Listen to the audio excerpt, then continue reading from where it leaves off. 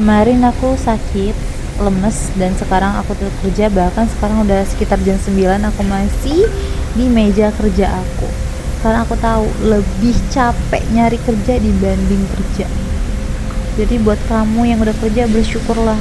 Karena di luar sana masih banyak orang yang lontang-lanting cari kerja, kepanasan, di ghosting, nggak dikasih kepastian, hariannya minus karena pemasukan gak ada, pengeluaran selalu ada, pasti itu. Jadi aku selalu memposisikan diri aku, kalau misalkan aku nggak kerja gimana ya. Jadi aku harus bersyukur. Aku kalau misalkan pusing nggak nyampe masuk rumah sakit dirawat inap, aku harus kerja. Karena aku juga masih muda, banyak hal produktif yang bisa aku lakuin. Misal aku kerja, fokus aku buat kerja, aku nggak ada tuh galau-galau, overthinking dan lain sebagainya. Apalagi melibatkan perasaan, itu ngebantu aku banget. Jadi banyak banget sebenarnya manfaat yang bisa kamu ambil dari pekerjaan. Ya walaupun sebenarnya setiap kondisi orang-orang beda-beda ya, aku nggak mau menyamaratakan karena kerja juga sebenarnya capek, pasti capek.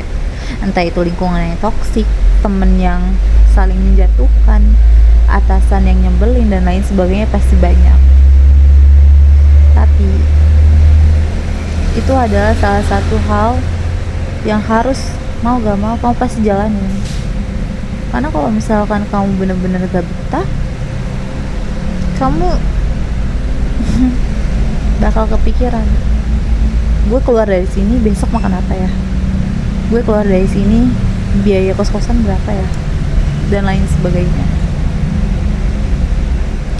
Aku tuh dulu sebelum aku punya kerjaan, aku ngonten sebenarnya biar aku jadi influencer, tapi ternyata itu bisa jadi portofolio aku. Percaya nggak percaya, aku direkrut karena HR yang ngeliat konten aku. Pas aku interview pun aku harus menjelaskan konten aku. Yang awalnya aku iseng, cuma ya udahlah, iseng-iseng berhadiah, siapa tahu nanti aku jadi influencer.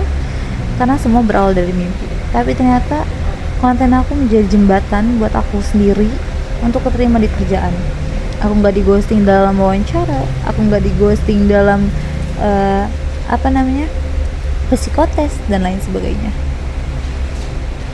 Hal-hal yang kamu takutin untuk konten dulu, untuk dilihat sama orang, itu sebenarnya ada benefitnya buat di masa yang akan datang. Apa yang kamu tabur akan ada yang kamu tuai pasti. Dan aku udah ngerasain hal itu. Karena aku dulu mikirnya, gue nganggur, gimana caranya gue bisa produktif dan mungkin ini bakal berguna di masa yang akan datang. Mengonten. Aku yakin orang yang menonton ini pasti punya gadget, manfaatkan. Bikin segala hal yang menurut kamu, gue enjoy nih bikin konten ini. Gak apa-apa, itu oke kalau jelek. Aku juga ini ngedit, nggak aku edit, malah aku kayak ya udah record, selesai aku upload, sesimpel itu. Tapi itu bisa jadi portofolio asal kamu mau improve-nya juga. Mungkin next time kedepannya aku bakalan lebih edit lagi video-video aku.